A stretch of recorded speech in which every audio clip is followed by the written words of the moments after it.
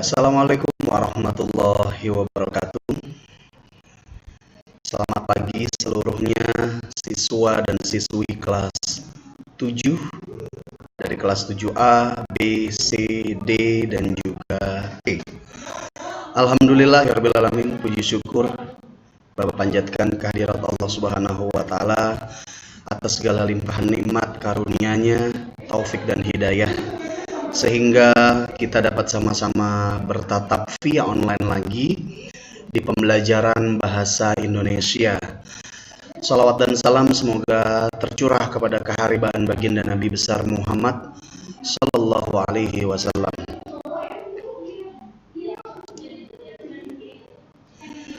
Ya baik, anak-anakku semua dari kelas 7A sampai dengan kelas 7E. Hari ini kalian bertatap via online lagi bersama Bapak di pelajaran bahasa Indonesia. Ya baik, Bapak selalu mendoakan mudah-mudahan kalian dalam keadaan sehat ya, tetap semangat meskipun masih dalam suasana pandemi dan masih belajar di rumah, pembelajaran jarak jauh. Kalian harus tetap semangat, jaga kesehatan, jaga pola makan juga, dan jaga imunitas tubuh agar terhindar dari wabah penyakit yang sedang melanda. Dan juga jangan lupa selalu rajin cuci tangan dan juga menggunakan hand sanitizer dan memakai masker ketika kalian hendak berpergian keluar rumah.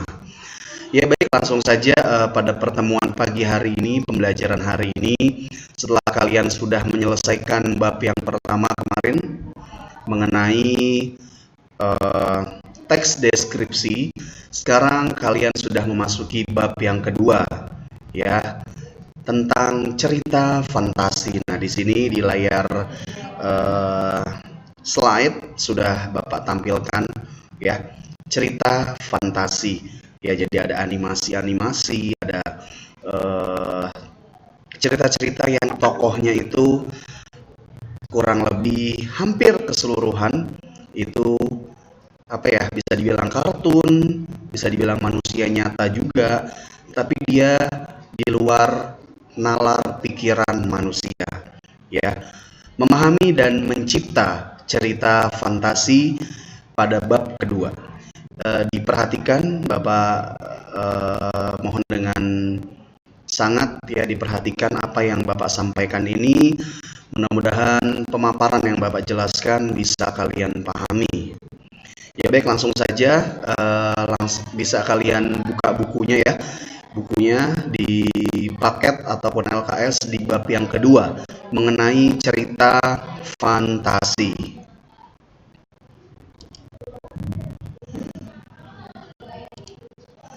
Oke baik, ini adalah definisi cerita fantasi ya. Bisa kalian lihat, Bapak akan bacakan, dilihat, diperhatikan baik-baik agar kalian dapat memahami ya. Ini Bapak kecilkan dulu.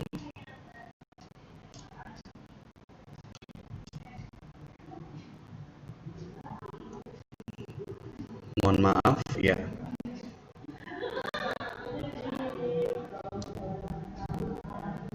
Oke baik. Cerita fantasi ya, ini merupakan definisi dari cerita fantasi ya, atau pengertian awal. Mungkin kalian ada yang sudah tahu atau yang belum tahu. Nah, cerita fantasi ini teks yang kedua yang akan kalian pelajari ya, yang akan kalian pelajari di bahasa Indonesia setelah teks deskripsi ya. Jadi ini masih tergolong teks yang mudah gitu ya. Oke baik, cerita fantasi adalah hal yang berhubungan dengan hayalan atau dengan sesuatu yang tidak benar-benar ada dan hanya ada dalam benak atau pikiran saja.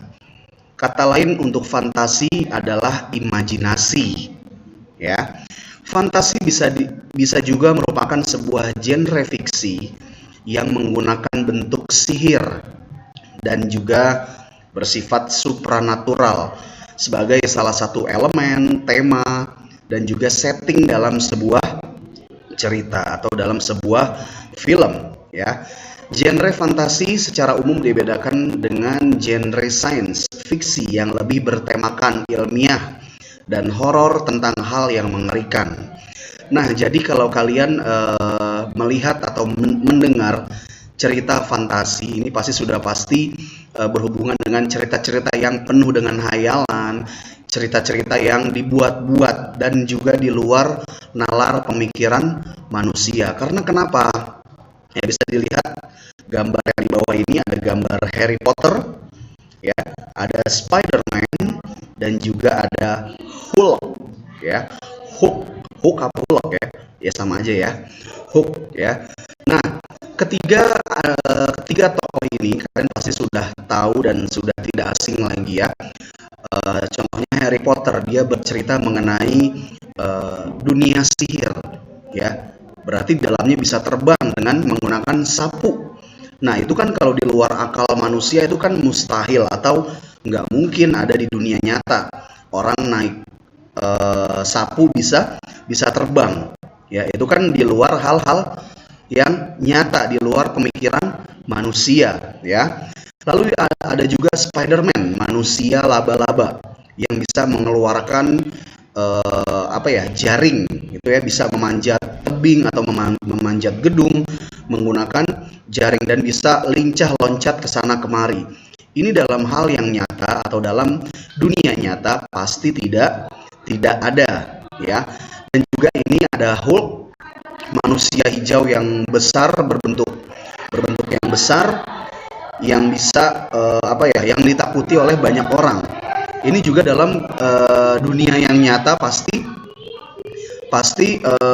tidak ada, dan hanya dalam dunia fantasi atau cerita fantasi. Nah, jadi kalian perhatikan ya, cerita fantasi adalah hal yang berhubungan dengan suatu hayalan atau sesuatu yang tidak benar-benar ada. Jadi hanya ada dalam imajinasi aja. Ya, jadi hanya ada dalam benak manusia atau angan-angan, tidak nyata. Oke, sampai sini untuk definisi cerita fantasi ya. Jadi kalau kamu misalkan nanti bingung mengartikan cerita fantasi, kamu bisa ingat lagi, oh ya, hayalan Pak, ya, hayalan, imajinasi, tidak nyata, di luar nalar manusia ya. Jadi hanya ada cerita fantasi, hanya di angan-angan saja. Itu ya definisi dari cerita fantasi. Bisa kalian baca lagi dengan pelan-pelan ya, dengan baik agar kalian paham apa yang dimaksud dengan cerita fantasi. Oke, baik, Bapak yang akan lanjutkan ke slide berikutnya. Nah, ini gambar apa sudah kalian tahu pasti ya, Iron Man. Nah, ini juga manusia robot. Kalau di dunia nyata tidak ada ya, hanya di cerita fantasi aja, hanya dibuat ya, tidak ada di alam yang nyata. Nah, ini adalah ciri-ciri teks cerita fantasi. Untuk mengenali cerita fantasi itu kalian harus mengenali ciri-cirinya dulu ya. Nah, yang pertama, ide ceritanya harus terbuka ya. Jadi selaku penulis, misalkan kalau kamu ini kan Bapak tampilkan tokoh-tokoh dari Avenger ya, salah satu film Marvel yang pernah mendunia ya, yang mendunia dan juga diakui oleh semua orang dan juga semua kalangan. Jadi ide ceritanya itu harus terbuka, tidak boleh ada yang ditutup-tutupi. Ini yang pertama ya. Jadi ide ceritanya itu harus berjalan secara terbuka. Lalu yang berikutnya, nah di sini ya, keanehan, misteri serta peristiwa atau kejadian ajaib banyak ditemukan. Ya, kalau misalkan Bapak ambil contoh di film Avenger itu banyak ya. Itu banyak banget hal-hal yang aneh, yang misteri atau yang ajaib ya. Jadi bisa keluar angkasa, lalu bisa menembus awan, bisa menembus langit ya, bisa terbang menggunakan hewan mungkin, atau menggunakan teknologi apapun itu ya, yang di luar akal manusia. Nah, jadi itu aneh ya, jadi terlihat aneh. Misalkan manusia mengeluarkan sinar ya, mengeluarkan cahaya untuk apa ya, untuk keperluan melawan musuhnya misalkan. Nah, jadi itu aneh ya, benar-benar aneh dan banyak ajaib ya. Keajaiban itu banyak ditemukan dalam cerita fantasi yang pastinya di luar nalar pemikiran manusia gitu ya. Lalu yang berikutnya, latar cerita yang menembus ruang serta waktu. Nah, yang tadi Bapak bilang ya, latar ceritanya itu bisa menembus ruang dan waktu. Misalkan manusianya bisa hilang ya, lalu bisa menembus awan, bisa menembus air, bisa hidup di dalam air ya, bisa terbang ya dengan cepat seperti kilat ya, lalu bisa melawan binatang-binatang yang ada di atau makhluk-makhluk gaib yang ada di luar angkasa. Jadi itu dia bisa menembus ruang dan waktu. Itu ya latar ceritanya. Lalu yang berikutnya, tokoh atau karakternya unik. Nah, seperti misalkan ini ya, ada Iron Man dengan kostumnya. Lalu Hulk ya, Hulk itu dengan warna badan hijaunya. Thor misalkan membawa palu besarnya. Captain America menggunakan tamengnya. Itu jadi dibuat secara unik ya, dan karakternya juga unik, make upnya ya, lalu apa ya, tampilan wajahnya itu harus terlihat unik dan juga bervariasi. Agar kenapa? Agar penonton itu bisa dibuat terpukau. Itu ya untuk penyajian tokoh dan juga karakternya. Nah, lalu yang berikutnya, fiktif. Nah, apa yang dimaksud dengan fiktif? Fiktif itu dibuat-buat atau tidak nyata ya, atau fiksi sama aja ya. Fiksi atau fiktif itu sama. Jadi hal yang ada di dalam cerita itu tidak nyata, hanya dibuat-buat dalam angan-angan fantasi. Lalu yang berikutnya, gaya bahasanya variatif, bebas. Misalkan manusia, misalkan ada hewan berbicara manusia, atau mungkin ada tokoh-tokoh tertentu yang berbicara seperti hewan. Ya, jadi gaya bahasanya tidak ditentukan dan bersifat variatif. Nah, itu ya. Jadi ada 6 ciri-ciri dari teks cerita fantasi. Bisa kalian pelajari lagi. Yang pertama, ide ceritanya terbuka. Yang kedua, keanehan, misteri, serta peristiwa banyak ditemukan. Banyak kejadian-kejadian yang ajaib. Lalu latar ceritanya dapat menembus ruang dan waktu. Tokoh atau karakternya unik, bersifat fiktif, dan juga gaya bahasanya variatif. Ini untuk ciri-cirinya ya. Kalian pahami lagi agar nanti pada saat ujian tengah semester kalian bisa mengerjakan soal-soalnya. Oke, lalu yang berikutnya. Wah, ini apa ya? Macam-macam unsur ya. Unsur dari intrinsik. Jadi ini unsur yang membangun ya. Unsur intrinsik ini unsur yang membangun dari dalam. Ya, yang pertama ada tema. Tema itu merupakan salah satu topik ya, atau gambaran. Tema ada judul. Tema dan judul itu berbeda. Jadi kamu harus bisa membedakan ya. Mulai sekarang kamu harus bisa membedakan dan tahu bahwa tema dan judul itu berbeda. Kalau judul itu misalkan Avenger, itu judulnya. Temanya apa? Temanya bisa persahabatan, atau mungkin bisa perpecahan, atau mungkin bisa perdamaian, atau mungkin bisa perceraian dan lain-lain. Jadi tema Avenger itu bukan tema ya, tapi judul. Ya, misalkan Black Panther, ada lagi film Marvel, atau Spider-Man.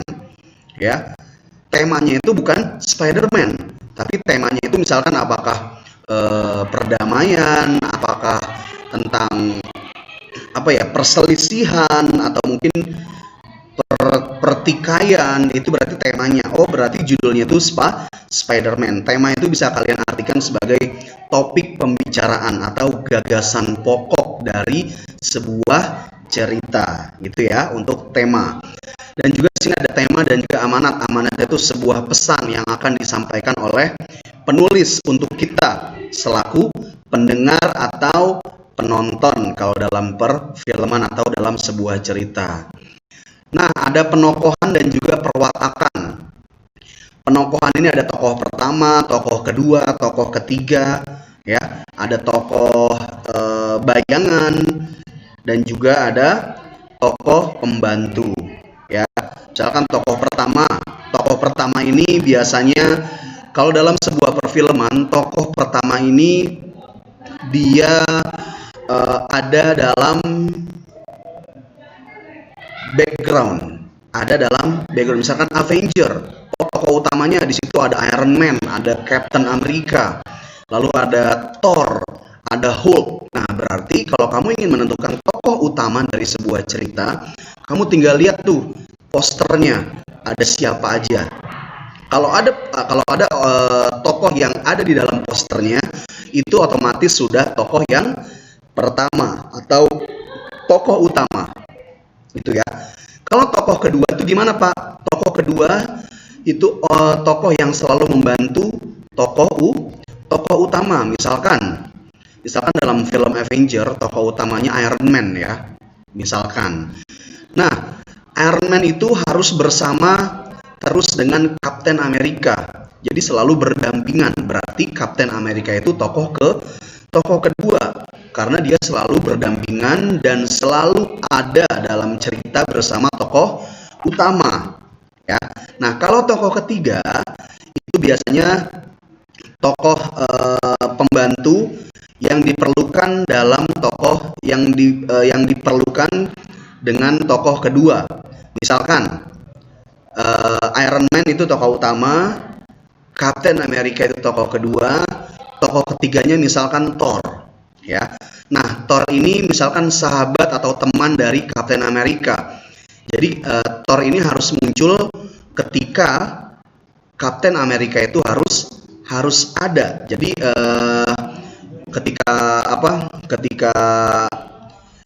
ketika Iron Man dengan Captain America bersamaan, jadi Thor itu selaku tokoh ketiga harus muncul juga.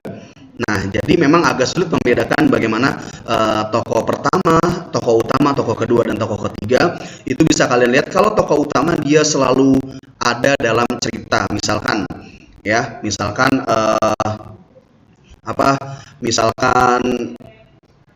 di suasana yang pagi, malam, siang itu dia ada terus. Itu berarti tokoh utama yang selalu disibukkan. Berarti dia tokoh penting. Nah, kalau tokoh kedua dibutuhkan ketika tokoh utama itu membutuhkan. Misalkan Iron Man harus bertemu dengan Hulk. Nah, Iron Man ini nggak bisa bertemu dengan Hulk kalau tidak dengan Captain America. Berarti otomatis Iron Man harus mengajak Captain America untuk bertemu dengan Hulk. Nah, begitu ya nalarnya, ya. Jadi kalian pahami sambil kalian baca-baca juga di buku tentang penokohan, ya. Dan juga di situ ada perwatakan. Perwatakan itu ada yang jahat, ada yang baik, ya. Kalau yang baik itu namanya protagonis, tokoh protagonis. Yang jahat itu apa? Antagonis. Dan yang ketiga itu ada tritagonis, bisa baik, bisa jahat, atau bisa dibilang ini tokoh yang bermuka dua, ya. Jadi di depan baik, di belakangnya jahat. Itu namanya tritagonis atau tokoh yang munafik, gitu ya. Jadi bermuka dua. Oke, yang berikutnya ada latar. Latar itu tempat. Latar itu terbagi menjadi 3, ya. Yang pertama ada latar tempat, yang kedua ada latar waktu, dan yang ketiga ada latar suasana. Nah, jadi latar itu terbagi menjadi 3, ya. Lalu yang berikutnya ada alur. Nah, alur ini ada 3 juga, terbagi menjadi 3. Yang pertama ada alur maju, yang kedua ada alur mundur, dan yang ketiga itu alur campuran. Kalau dalam cerita fantasi, alur yang selalu digunakan itu pasti alur maju, ya, karena dia tidak bisa flashback. Mungkin kalau Avenger bisa kalian lihat film-film Avenger itu dia menggunakan alur campuran, karena pada saat di Avenger yang kedua itu semua tokohnya itu semua superhero-nya itu kalah, ya. Lalu ada Avenger Endgame dan juga dibangkitkan lagi. Nah, itu namanya itu namanya alur campuran, ya. Tetapi rata-rata kalau film atau cerita-cerita dari fantasi ini dia menggunakan alur yang maju, gitu ya. Lalu yang berikutnya gaya bahasa. Nah, gaya bahasa ini seperti tadi ya, gaya bahasanya bersifat variatif. Ada misalkan hewan yang berbicara seperti manusia, atau mungkin manusia tapi berbicara seperti hewan, gitu ya. Jadi gaya bahasanya harus bersifat variatif. Dan yang terakhir, sudut pandang dari pengarang. Misalkan Avenger ini diproduksi oleh Marvel, ya, ada Black Panther, ada Spider-Man, atau yang lain-lain deh pokoknya ya, produksi dari Marvel. Nah, kita lihat sudut pandangnya. Kenapa Marvel menciptakan cerita-cerita fantasi yang seperti ini? Apa mungkin di latar belakangnya dia kurang bahagia semasa kecilnya? Jadi itu bisa digali terus ya, mengenai latar belakang dari sudut pandang dari pengarangnya. Nah, ini merupakan macam-macam dari unsur intrinsik, ya.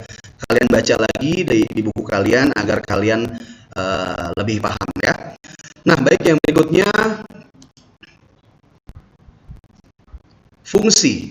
Nah, ini materi yang terakhir untuk pertemuan yang pertama mengenai cerita fantasi di bab 2, fungsi cerita fantasi. Jadi Bapak bagi menjadi 5 ya. Yang pertama, ini mempermudah memahami sesuatu yang imajiner. Jadi kalian bisa memahami ya lingkup-lingkup yang di luar nalar manusia, ya. Lalu kalian bisa membuat strategi. Ya, misalkan ya kalau kalian kalau kalian ingin menghadapi musuh, ya, menghadapi sebuah musuh, kalian harus memiliki strategi agar kalian menang dalam menghadapi musuh tersebut. Dan juga menumbuhkan rasa simpati, ya, ini fungsi yang ketiga.